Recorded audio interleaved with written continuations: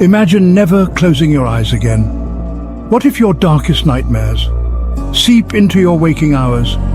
Meet the man who never sleeps. The first time I saw him, I didn't think much of it. It was just a dream. One of those eerie, half-remembered things that fades with the morning light. I was walking down a street I didn't recognize. The pavement stretched endlessly in both directions, lined with flickering streetlights that hummed softly in the silence. The sky was starless.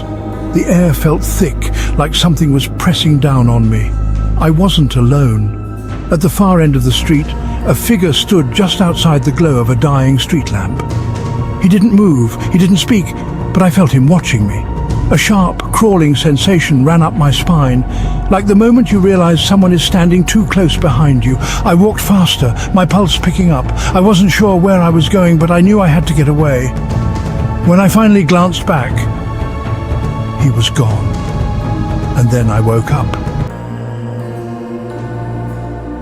By the third night, I understood something was wrong. He kept appearing. At first, it was subtle, always at a distance. A shadow on the other side of the street, a reflection in a window, a silhouette standing at the end of a long, empty hallway. But then he got closer. One night, I found him inside my dream, sitting in my father's old recliner, his fingers drumming slowly on the armrest. His face was clearer now, sharp features, hollow eyes that seemed to swallow the dim light. He wasn't just watching anymore, he was waiting. That was the night I woke up gasping, heart pounding, soaked in sweat. And for the first time, I thought I heard something. A whisper. Faint, almost lost in the rustling of my sheets. Not yet.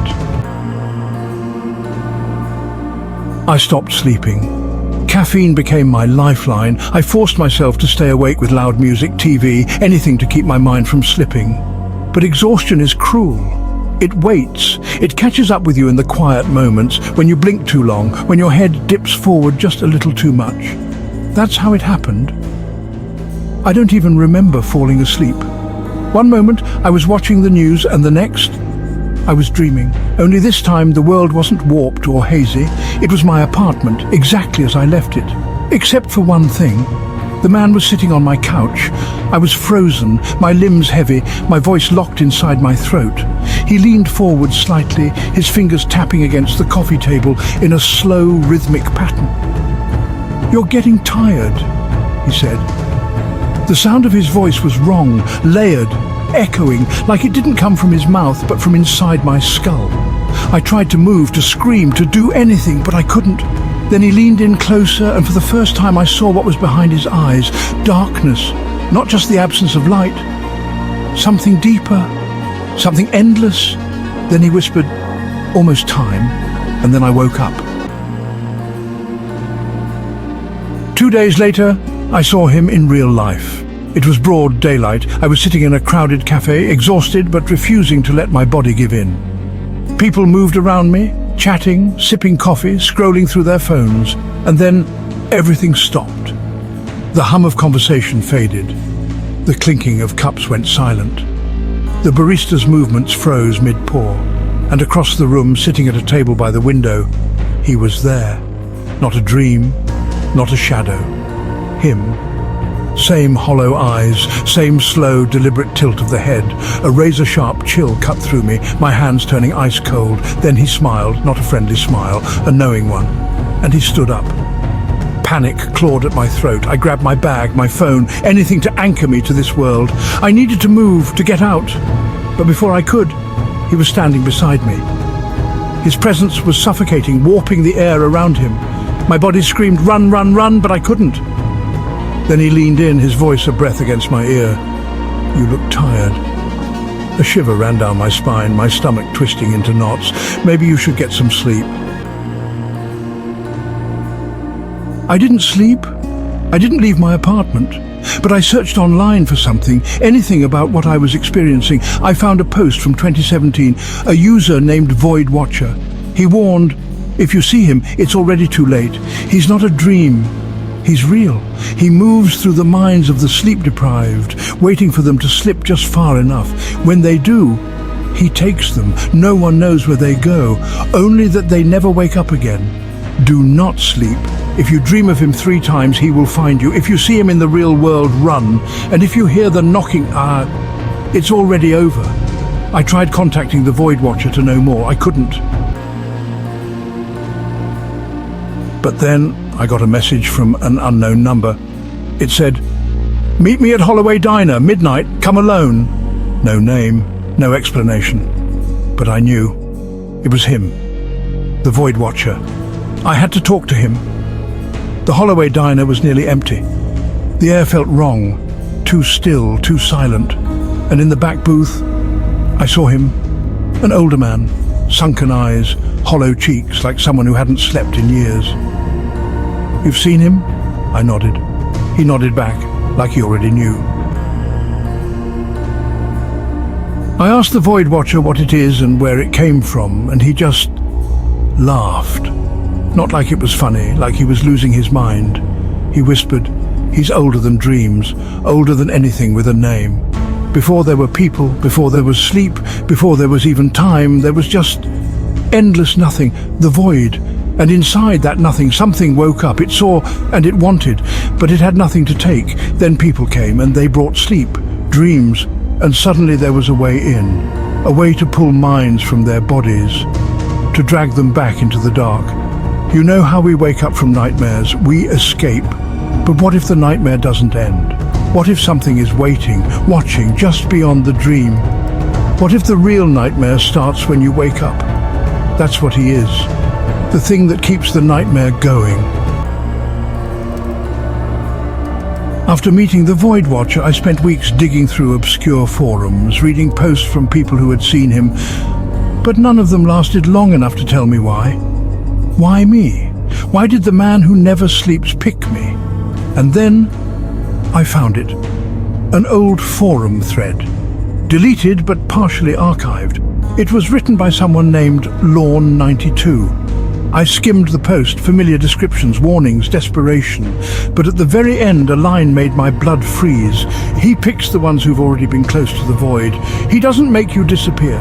He takes back what was already his. And suddenly it made sense. I remembered something I had buried.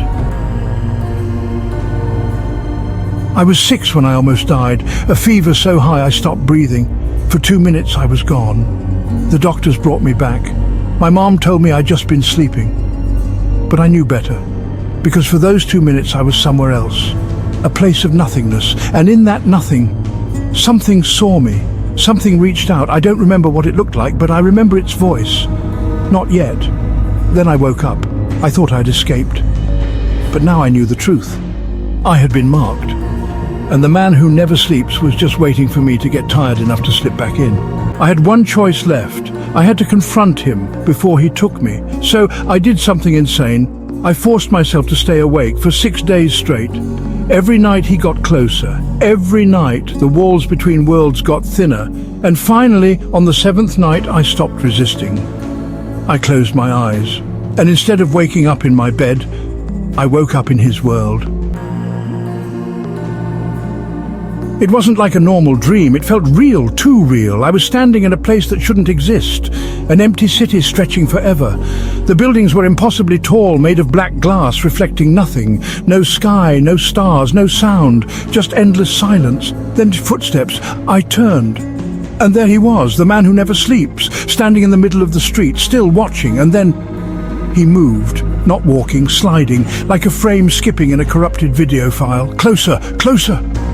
I felt my mind cracking, reality warping around me. Then I spoke. Why me? Silence.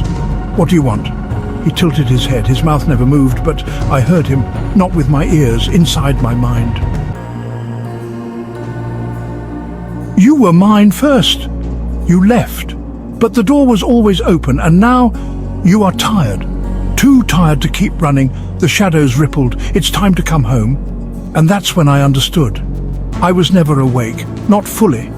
All my life I had been half here, half there, always one step away from slipping back into the void. And now I was standing on the edge, one step forward, and I would be his forever. I knew I couldn't fight him. Not the way you fight something in the real world. But dreams? Dreams have rules, and rules can be broken. I took a deep breath and I did something he wasn't expecting. I closed my eyes. I imagined the city breaking apart, the black buildings cracking, the sky splitting open, the shadows vanishing. And when I opened my eyes, the city was gone. There was only the void. And him. For the first time, I saw something flicker across his face. Surprise. Maybe even fear. Because I had broken his world. I had stepped out of the dream, and I was waking up. He lunged forward, his long bony fingers reaching for me, but he was too late. I opened my eyes. I thought I'd won. But some nights, I still see him. Not in my dreams, in the real world. A reflection that flickers wrong in a window, a shadow standing beneath a streetlight, too still. And some nights, I hear it. A knock at the door at 3:33 a.m. One deep echoing knock, then silence.